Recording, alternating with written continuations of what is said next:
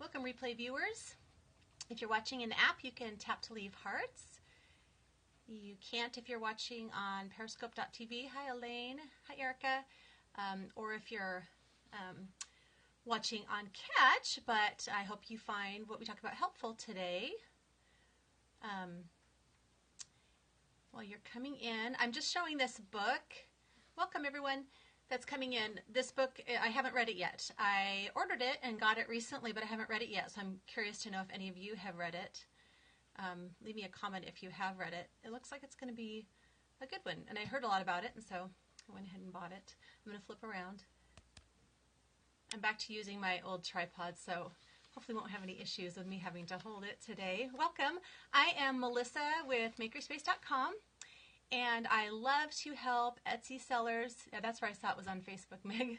Love to help Etsy sellers and other makers with the more left-brained aspects of running a creative business. And yesterday I scoped about the USPS changes that are taking effect on Sunday. And I kind of went through a lot of the highlights that affect Etsy sellers and other people who sell online and ship. And that could be, you know, whether you have a handmade shop or whether you sell on eBay or somewhere else. These changes will be affecting pretty much anyone who sells and ships through the USPS. So I covered a lot of ground yesterday, and then at MakerySpace.com/scope, I left the link to the major, like 230-page document that details all the changes along with page numbers to pertinent things. So hopefully you were able to find the information that you needed. And I just wanted to come back today in case anyone had specific questions about, hi Jessica, about those changes, things that came up. Yes, Erica, that would be really helpful. You can catch it at catch.me/MakerySpace. And that gives a lot of the information that I think is most pertinent to us as sellers. There are other things that are changing too that don't necessarily apply to us and the way that we ship. So that will be very helpful to most of you. And just, I'm curious to know how many of you went in and changed shipping profiles yesterday to cover the rest of the orders this week and make sure they were updated with the new amount so you wouldn't be paying out of pocket. A lot of changes to bulk mail counts. Yeah, they're totally restructuring that whole commercial part. It used to be like this little zip code part of it, and now it's just like commercial base. And there's not all these little different areas of it. And then the commercial plus, they're bringing closer in line, like on the priority mail prices, closer in line to commercial base. I think, for example, first class international, I think it was, there was only a 2-cent difference on like the first 8 ounces between commercial base and commercial plus. So they're really narrowing that gap, and then they're going to completely do away with commercial plus in 2017. And they've already done away with it in first class domestic, at least. So lots of changes being made. So did anybody change their shipping profiles to make sure that they're charging customers the new prices if items are not going to be ready to ship by Sunday? That is one of the things I really emphasized in yesterday's scope, that especially if you have international orders. I just went through and pulled like 3 orders that are going to Australia that were scheduled because they're made to order. They were scheduled to ship after Sunday, well after Sunday, and I pulled those so I can get them done this week, because those were the ones where there's a huge difference, where I used to, well, right now I'm paying like $6.36 or something like that to send a 2-ounce package anywhere in the world. And if I were to wait and send that package to Australia at 2 ounces in like next week or the week after, when it's due to be sent, I would be paying close to $13. So that's something you'll want to do. Make those changes between now and Sunday so that they're being charged the correct price that you are going to pay when you ship. And also those orders that have already been placed that are international, you might want to try to get those done and mailed by Saturday to save you that money. Okay, did anyone have any questions then after watching yesterday's scope and possibly reading over some of the things that I linked? Yeah, it'd be a good idea to watch, Sarah. One thing I wanted to mention is Sarah Kornack had asked yesterday in the scope if media mail was being affected. And media mail, everything I could tell, is not changing. So those prices are staying the same. However, because they are raising the other prices in some aspects significantly, I have a feeling they're probably going to be really vigilant about monitoring media mail, because there's a lot of things that you cannot include when you are using the media mail price for shipping books and music and that kind of thing.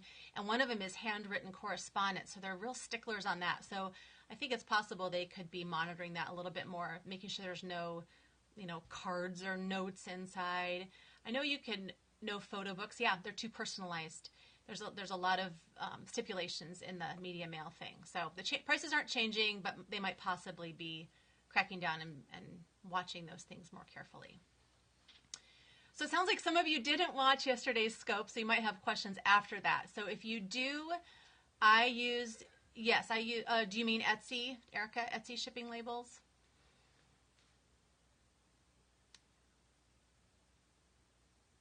Is that what you meant? Do I use Etsy shipping labels? Yes, I do use Etsy shipping labels. And one thing I was saying yesterday is that for my packages, yeah, that's why I figured it said Etsy, or you meant Etsy. For my packages, most of them are 2 to 3 ounces, because a lot of people just order one thing and I have very lightweight items. Well, the retail rates for first class are not changing. And so I have the first 3 ounces for retail first class, well, for all first class, has always been the same price. Well, with the new structure, commercial base, it's the same price for 1 through 8 ounces, and it jumped quite a bit. I've been paying $204 for a 2 to 3 ounce package. It's going to be $260 at the new commercial base rates. Well, that's actually more than retail rates for up to 3 ounces. So I'm going to be paying 6 cents more than retail, which is a total of 56 cents more than I've been paying to ship most of my packages. But the ease of doing it with Etsy shipping labels is totally worth it to me. I'm not going to go stand in line at the post office just to save 6 cents on each label by doing it retail. So that's one real oddity there, that for commercial base, ounces 1 through 8 are the same, but for retail, it's still 1 through 3, and then it goes up from there, price-wise. So that's an adjustment. And then for international first class, ounces 1 through 8 are the same, but each zone is totally different. There's no rates that are the same all across the world like it used to be for 1 and 2 ounces. And so 1 through 8 are the same, and then 9 through, let me look, I have it down here. There's another range where they're all the same. Actually, I think there are several ranges where they're all the same. Of course, I'm not going to find my sheet because I told you I had it. Okay, 1 through 8 are the same. 8 through 32 are the same. So that could be a real benefit for some people. If you ship internationally first class and you have maybe packages that weigh more than a pound, if you send them priority mail, that is really expensive. And so some customers might not be willing to pay that. But if you send them first class, you can go all the way up to 2 pounds for example, $14.73 to Canada. And then the highest is $21.38. I'm guessing that's places like New Zealand and some of those places that are in that area. So that is pretty reasonable for a 2-pound package internationally if you can send it first class. You don't have to do it priority mail. Any other questions? Okay, well, if you didn't watch yesterday's scope, go find that at catch.me/MakerySpace. And then also MakerySpace.com/scope is where you'll find the link to the big document, and then the different page numbers that first class domestic changes are on, first class international, etc.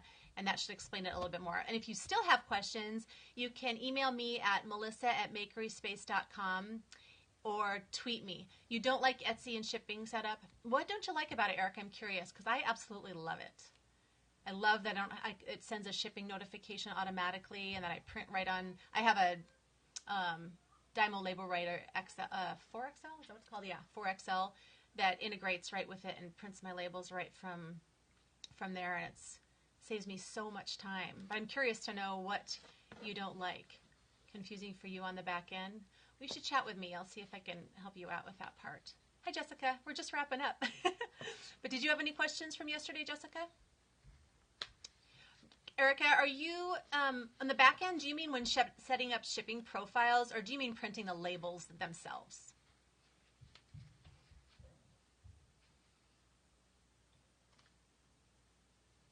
The profiles. Okay, yeah, that's definitely a different story. On MakerySpace.com, if you put calculated shipping in the search bar, that I have a two-part video tutorial that goes through all the steps for setting up calculated shipping correctly so that you really are using it to your benefit, and some of the nuances that are in there, because there are a few things that you have to kind of play with to make sure you're doing it right. But once you get it set up correctly, it's golden, because it really does calculate things well, and you're not having to worry about overcharging and refunding or undercharging and paying out of your pocket. Almost all of the problems I see people have with it is it's not set up correctly on the back end. So watch those videos for sure. Elaine, yeah, that's another way to do it. One thing about incorporating shipping is, you are paying the 3.5% Etsy transaction fee on your shipping, which you wouldn't pay if your shipping charge was separate. But some people decide that's just worth it to them to keep it simple. So that's another way to do it. But definitely make sure you check out the increases in rates so you can raise your prices accordingly. Especially the one thing, Elaine, about you just ship in the U.S. though. The changes in the U.S. are may not be significant for you if you ship first class. Priority mail might be a little bit more significant. The jumps aren't huge. I didn't think the jumps were huge. I noticed most of the flat rate boxes, the increases kind of brought them more to what the current retail rate has been. So they're not monstrous. I didn't really compare the priority mail by zone and weight rates from last year to this year, because I don't ever do it that way. If I send priority mail, I always send in a flat rate package.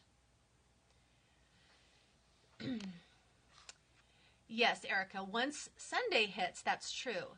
But right now, if you have items that are being ordered that aren't going to be shipped until after Sunday, your customer is being charged a certain price and you might be paying more after Sunday. That's why I took off my calculated shipping for now, and I did manual shipping profiles to reflect the shipping prices that I'm going to have to pay after Sunday. And then I will go back to calculated shipping profiles once Sunday hits, because then it'll calculate it with the new rates. I hope that makes sense. All right. Any more questions? Great. I hope I answered some, and I hope you find yesterday's scope helpful if you didn't watch it, and also the resources. My videos are all at MakerySpace.com. If you click on Etsy Ed, that's where you'll find my little video tutorials, and most of them are under 3 minutes. I do have some that are a little bit longer, but they're on different, more left brain things that when it comes to running your shop. Okay, have a wonderful day, and I will talk to you later.